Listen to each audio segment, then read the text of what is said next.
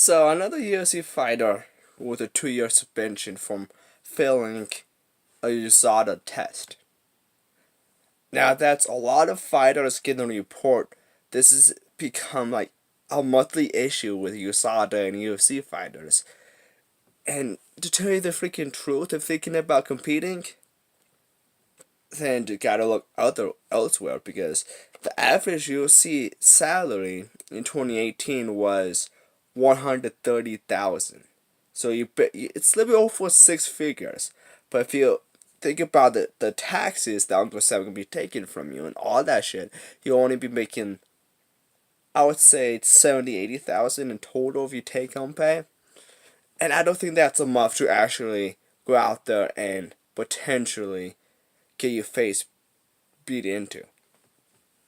Like, yeah, freaking 80,000's what some people make it in a year, but think about how much work you actually got to be putting in order to be on that level and only be making just over 6 figures before taxes. And gotta deal with USADA, gotta deal with all these other people. I just don't think it's really worth it. And like when Conor McGregor says that he wants shares of the company, I completely understand. For real though, like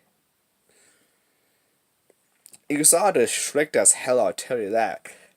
Like not too long ago there was a heavyweight. I forgot his name, but he has a lifetime ban from the UFC because of failed substance. Like I completely understand why testing is a need, but they should have a freaking division where people could go and take these freaking things. If they sign up to fight each other and they both know they're taking freaking steroids, then what's the big deal? Like, I understand it's a combat sport, someone could die and all of that shit. But if they both completely understand and both completely agree with it, I don't really understand why they don't do something like that.